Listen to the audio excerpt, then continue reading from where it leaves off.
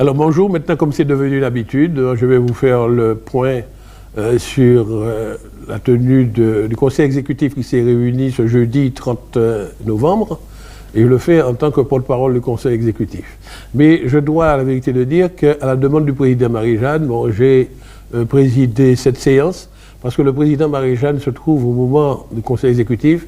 Il était à Marseille dans une réunion qui regroupait à la fois les représentants de l'État, plusieurs ministères, les représentants de l'Union européenne et les présidents de régions. Vous savez que la CTM est considérée comme une région, donc nous dirons les présidents des régions et des collectivités. C'est pour discuter de ce qu'on appelle l'interfonds, c'est-à-dire les différents fonds structurels européens. C'était très important pour qu'il y soit. Donc c'est pour cela qu'il n'a pas pu présider lui-même le conseil exécutif. Mais néanmoins, je tenais à vous faire savoir cela. Et je vais vous faire la synthèse. Il y avait 80 points inscrits à l'ordre du jour et je vais rapidement vous exposer ces points-là. Bon, comme d'habitude, je commence par celui de la formation professionnelle où nous avions eu examiné des demandes d'aide individuelle présentées par 45 demandeurs d'emploi pour lesquels nous avons donné une réponse positive. Ce sont des personnes qui veulent faire leur formation en Martinique. Nous avons également des demandeurs d'emploi qui ont sollicité des aides pour faire les formations en France. Alors nous avons une convention avec l'ADOM, je le rappelle, et nous avons eu à examiner 9 dossiers, de même que nous avons eu à examiner des dossiers d'un demandeur d'emploi qui a choisi d'aller faire sa formation hors de Martinique, hors de France, mais donc à Londres, en Angleterre. Et il y a un dispositif qui nous a permis de lui donner une aide. Et également, il y a 5 demandeurs d'emploi qui ont souhaité bénéficier d'un dispositif qui s'appelle la VAE, la validation des acquis de l'expérience, et nous avons donné une réponse positive. Je rappelle que ce sont des personnes qui ont déjà une longue expérience professionnelle et qui souhaitent la convertir en diplôme.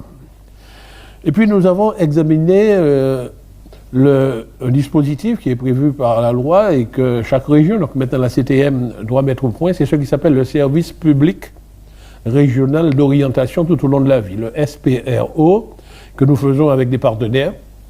Donc les documents ont été préparés, un avis favorable a été donné par le conseil exécutif et c'est un dossier qui sera soumis à la plénière.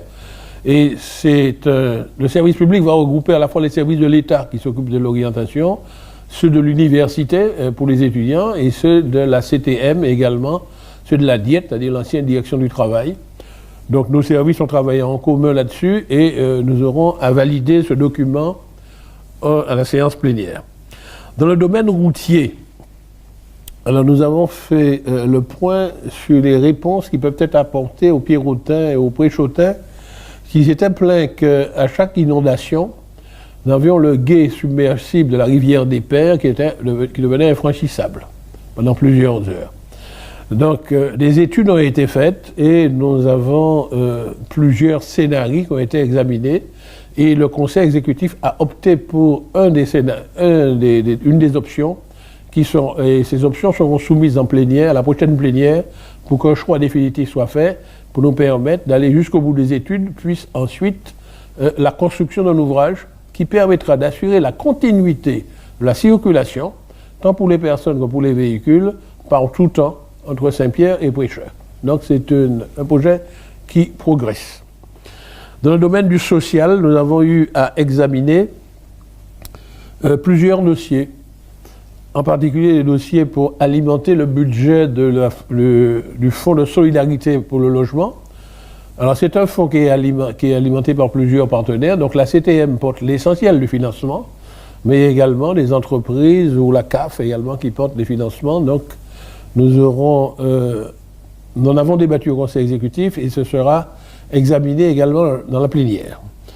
Toujours des associations du secteur social, en particulier l'agence immobilière sociale, ont voté des subventions en leur faveur. Et également, nous avons approuvé le programme coordonné pour le financement de la conférence des financeurs pour la prévention de la perte d'autonomie des personnes âgées. C'est une question également qui sera débattue lors de notre prochaine plénière. Dans le domaine de l'éducation, nous avons eu à examiner des demandes de dotation qui ont été accordées, tant au niveau des équipements pour certains collèges qu'au niveau du fonctionnement. C'est pour faciliter la pratique de l'éducation physique des collégiens. Toujours dans le domaine de l'éducation, le conseil exécutif a approuvé le principe de refaire la manifestation Forméo, ce qu'on appelait avant le salon des lycéens, et qui sera organisé au stade Louis Achille. Donc nous avons arrêté le programme et nous pensons que nous serons prêts à ce moment-là avec tous les partenaires. Également, nous avons eu à examiner une demande d'une association de doctorants et de jeunes chercheurs, et nous avons donné donc une subvention pour les aider dans une manifestation qu'ils organisent prochainement. Dans le domaine du sport, nous avons vu des choses très intéressantes, parce que nous avons eu à examiner les questions de primes à accorder à nos sportifs de haut niveau. Il faut savoir qu'il y a 71 Martiniquais qui ont été classés dans la catégorie sportive de haut niveau, et nous avons donc des primes, nous avons voté des primes en leur faveur, dans les différentes disciplines sportives.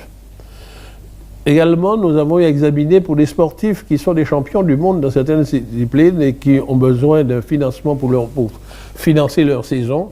Donc nous avons examiné le cas de 7 sportifs de haut niveau, dans plusieurs domaines.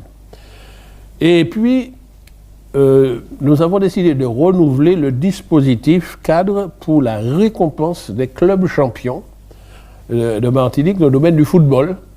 Alors, c'est une question qui sera tranchée en plénière, mais nous voulons à la fois récompenser les champions aussi bien dans les sections masculines, mais également dans les sections féminines. Et également, nous avons voté une subvention pour la Ligue de twirling bâton, qui doit participer donc, à les manifestations, et nous avons voté une subvention en leur faveur. Le domaine de l'aide économique aux entreprises, et particulièrement de très petites entreprises, nous avons examiné 14 dossiers positivement. Nous avons apporté des réponses à ces petites entreprises. Et puis, nous avons abordé la vaste question des exonérations de droits de mer. À qui accorder des exonérations pour soutenir la production, soutenir l'activité? Donc, nous avons dénombré plusieurs secteurs dans lesquels des importations de matières premières sont nécessaires. Et nous allons donc actualiser le tableau des exonérations. Alors les secteurs, je les cite, plusieurs secteurs de l'économie, le secteur de l'agriculture et de la pêche, le secteur des industries manufacturières, de la production et de la distribution d'électricité ou de gaz, le secteur de la production et de la distribution d'eau et d'assainissement, mais également le secteur de la gestion des déchets.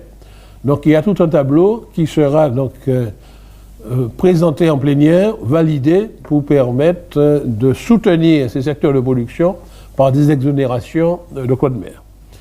Au niveau du secteur agricole, alors nous avons poursuivi l'examen des dossiers pour venir en soutien aux agriculteurs qui ont été victimes des intempéries, en particulier à la fin de l'année 2016, en particulier lors du passage du cyclone Matthew. Donc nous avons examiné lors de cette séance le cas de 53 petits agriculteurs qui ont reçu un soutien de la CTM. De même que nous avons décidé de soutenir des programmes de recherche, 2 programmes de recherche que fait le Centre technique de la canne et du sucre. Le troisième point dans le secteur agricole, c'est que nous avons discuté et fait le point sur l'organisation des assises de l'agriculture qui doit se tenir le 5 et le 6 décembre au palais de Madiana.